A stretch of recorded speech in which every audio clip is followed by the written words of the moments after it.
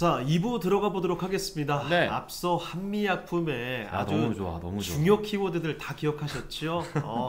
롤베돈과 로수제 이미 갖고 있는 거, 예. 그리고 개발 중인 거 내쉬 치료제, 그렇죠. 그쪽은 듀얼과 트리플 아고니스트, 맞아요. 그리고 비만 치료제 GLP-1 계열의 이런 기대감들을 CMO까지 해서 상세히 정리를 해봤는데, 리포트를 통해서 복습 정도 한번 해보도록 하겠습니다. 근데 이걸 유행이 1월부터 지금 10월까지 다 정리를 해봤어요. 거의 뭐 노가다 했습니다. 인생의 역작이 나왔습니다. 자, 1월부터 정말 수많은 리포트들이 쏟아져 나왔는데, 네. 월별로 쭉 띄워드리면서 체크를 해보도록 하겠습니다. 먼저 1월부터 쭉 띄워드릴게요. 네. 자, 주요 키워드 보시죠.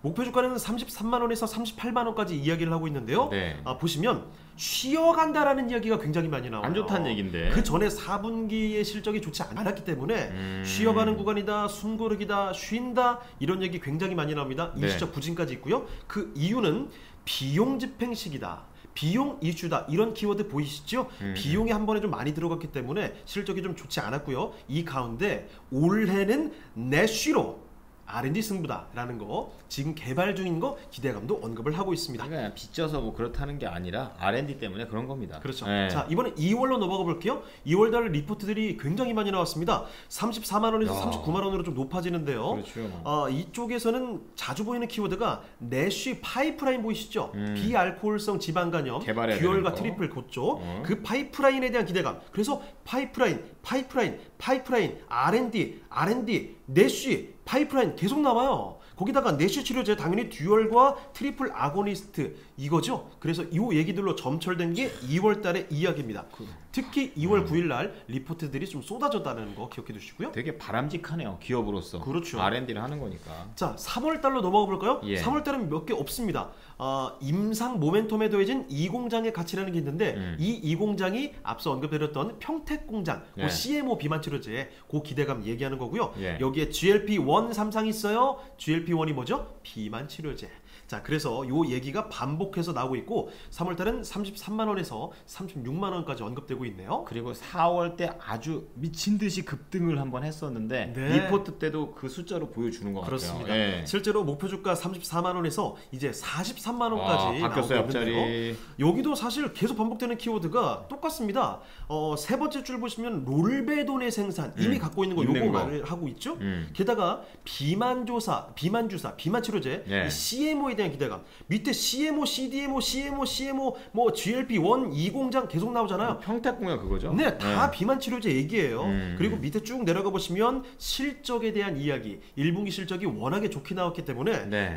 이때 4월 27일이죠. 리포트들이 쏟아졌는데 실적 이야기 너무 좋았다는 얘기로 아주 도배가 되어 있습니다. 그렇군요. 자, 5월 달로 넘어가 보시면 이때 34만원에서 41만 5천원까지 나오는데요. 비슷합니다. 실적, 모멘텀 모두 편안하다는 이야기 나오고 있고요. 내쉬 치료제 지금 개발 중인 거죠.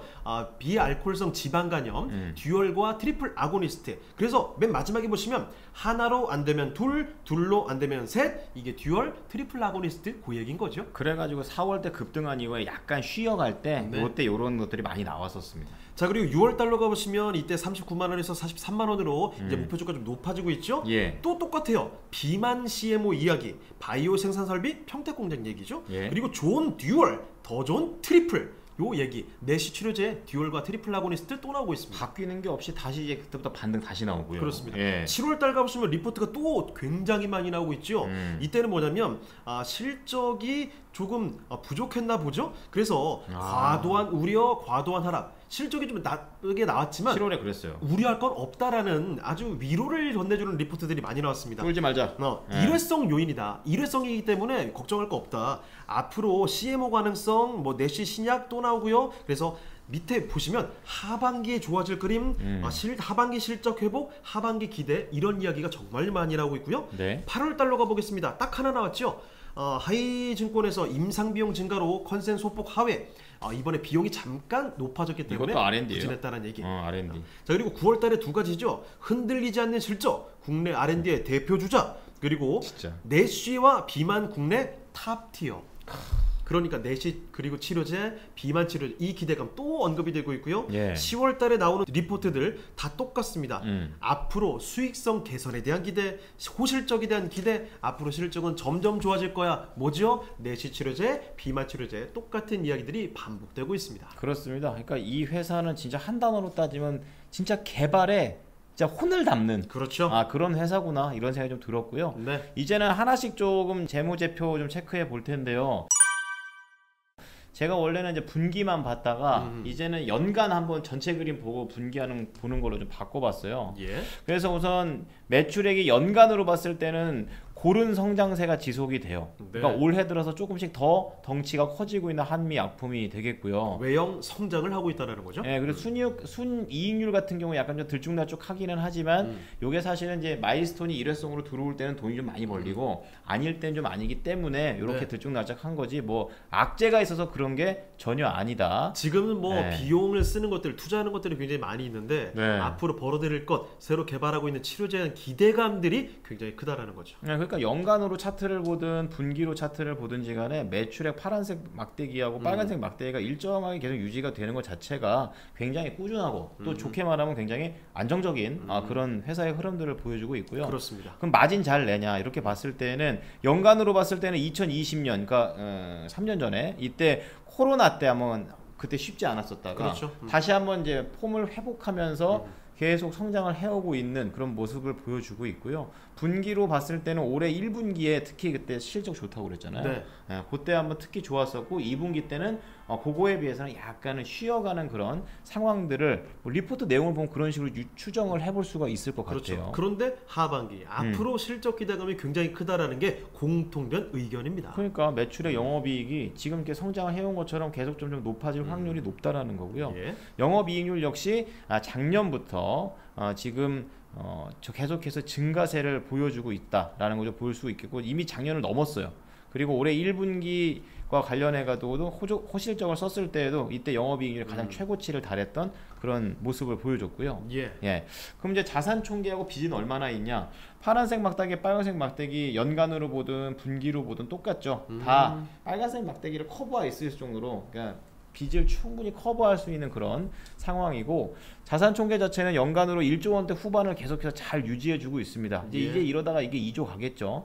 그리고 분기 같은 경우에도 뭐 2분기 때 살짝 흔들리긴 했지만 큰 그림에서는 문제 없이 어떻게 너무 일정할 수는 없으니까. 네. 예. 그리고 부채 총계 같은 경우에는 언제나 앞서서 말씀드린 대로 커버 가능한 상황.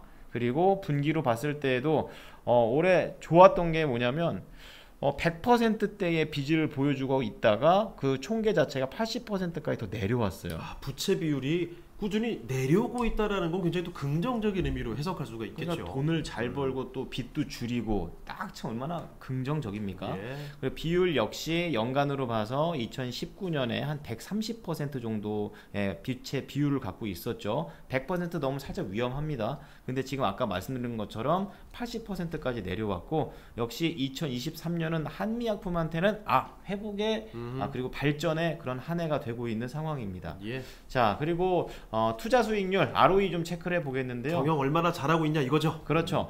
시중 은행 금리보다 높으면 좋은 거예요. 예. 근데 제가 어제 찾아봤는데 한 4% 중반이 시중은행이 그 이자율이에요. 근데 10%가 넘어요. 예. 그러니까 그냥 양호한 수익률을 투자하면 볼 수 있다 이런 거고요. 분기로 봐도 1분기 수익률이 이제 10%대에서 12%까지 더 올라가는 진짜 폼이 더 살아나고 있는 한미약품이구나 이런 생각을 숫자로서 좀 찾아볼 수 있었습니다. 자, 다음으로 또 밸류 분석해 보도록 할까요? 예, 우선 PER 연간으로 봤을 때는 좀 들쭉날쭉하는 것 같지만 근데 굉장히 폭이 커서 좀 쉽지는 않았겠다. 사실 아마 이 비용이 들어가고 덜 들어가고 이런 분기 실적에 따라서 이 변동이 굉장히 컸을 겁니다. 근데 이제 제약도 하죠. 거기다 신약까지 하는 그런 바이오 기업이 당연히 이게 안정적일 수 없잖아요. 가치주가 아니라 얘는 성장주가처럼 이렇게 움직여야 되는 그런 부분이 있기 때문에 돈이 또 제약바이오 종목들은 투자 들어갈 때는 굉장히 많이 들어가니까요. 그러니까요. 벌었던 거의 한 10분의 1, 막 10분의 2 이렇게 쓴다고 하던데. 그리고 작년에부터 이제 좀 어느 정도 PER이 하향 안정화됐습니다. 좋은 예. 의미로 얘기를 하는 거예요. 이제 어느 정도 고평가 받는 게 아니라 실제로 이제 돈도 직접적으로 벌 수 있고 이런 것들을 보여주기 때문에 아까 로수젠, 네. 그거는 뭐 롤베돈. 롤베돈 이런 것들이 잘 팔리니까 PER이 내려오는 거고요. PBR 역시 PER하고 똑같이 설명할 수가 있습니다. 이제 예. 고평가 받을 이유가 점점 없어지면서 좀 적정 수준으로 계속 가고 있다는 점 긍정적이고요. 현금 흐름표는 연간으로 봤을 때는 2020년부터 지금까지 계속 긍정적인 흐름을 쭉 이어오고 있다라는 점. 영업활동 말이죠. 그렇습니다. 그러니까 잘 팔고 잘 벌고 이런 상황이 파란색 막대가 계속 유지가 잘 되고 있고요. 예. 그리고 투자는 2019년에 투자를 굉장히 많이 했었었는데 올해 이제 2020년에 약간 좀 줄다가 올해까지 계속 다시 한번 투자의 힘을 키워나가고 있는 그러니까 굉장히 힘을 많이 쓰고 있는 한미약품의 긍정적인 모습이고요. 그렇죠. 제약바이오에서 투자를 한다. 뭔가 새로운 개발, 신약을 당연하죠. 개발한다는 거고. 뭐죠. 기대감이 있다는 거죠. 거리가 없는데 설마 하겠습니까? 예. 그리고 재무 상태를 봐도 2019년에는 이제 남한테 빌려가지고 투자를 이만큼 했었었는데 그 다음부터는 다 자기 돈이에요. 자기 돈으로 이만큼 투자할 수 있으니까 자기 자체의 힘 자체도 좋아진 예. 그런 모습입니다. 자, 분기로 봐서는 작년 4분기에 살짝 흔들렸지만 다시 좀 회복을 하고 있고요. 네. 투자 활동 역시 2분기 들어서 잠깐 쉬어가는 양상을 살짝 보여주고는 있습니다. 자, 올해 2분기에 이제 투자를 자사돈으로 많이 한 것 말고는 글쎄요, 그냥 고만고만하다. 그래서 차라리 연간으로 보는 게 이 회사가 어떻게 지금 성장하고 있구나 이런 것들을 한 번에 볼 수 있었습니다. 예. 한미약품의 재무제표였습니다.